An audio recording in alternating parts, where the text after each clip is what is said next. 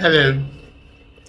I talk a bit about personal development, and I know some of you might have watched my recent video where I went through the cycle of self discovery, self assessment, personal planning, action, and so on. If you missed it, please go and watch that video.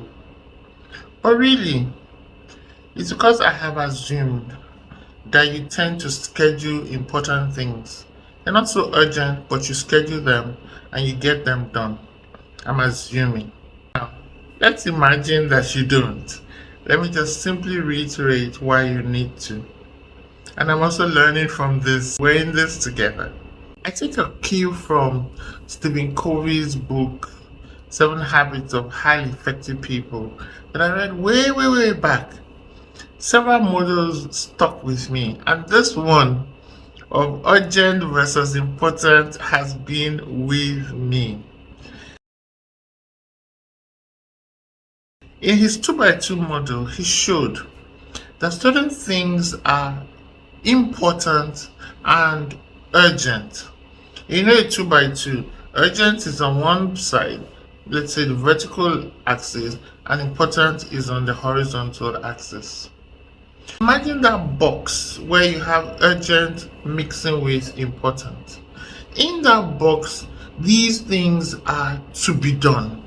They come at you as though it's emergency, and deadlines, very urgent document you need to submit, you're bidding for a project, you must meet a certain timeline.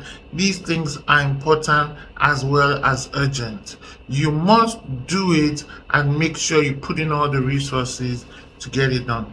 But on the other side, when you move gently to this other portion of the quadrant that still has important but not urgent. You can't say do it immediately because it's not urgent, but it is important. And you tend to find long-term plans in there.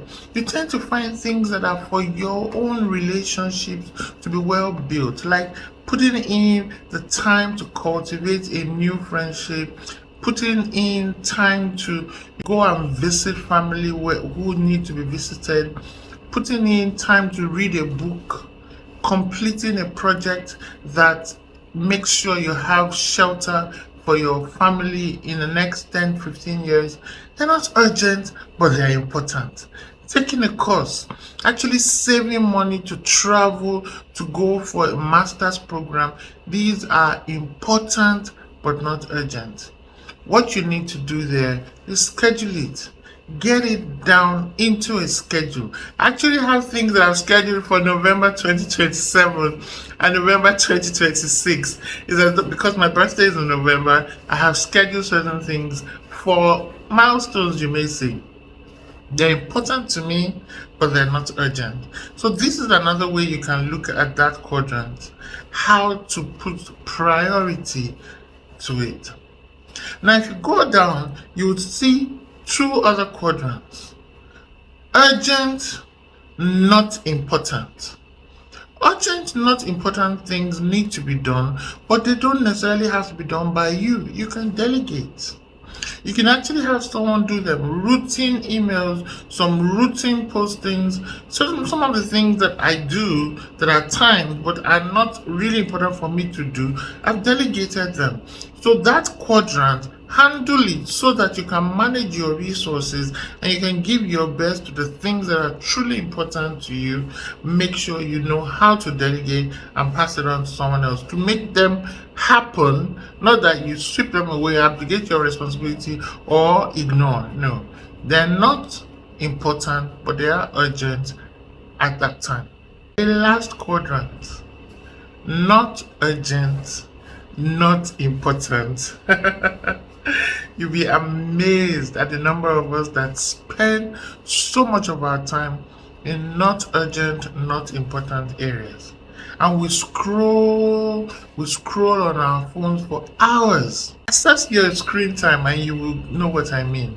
Sometimes we say, oh, they're very important vignettes, they're things that I'm learning on the internet. I know.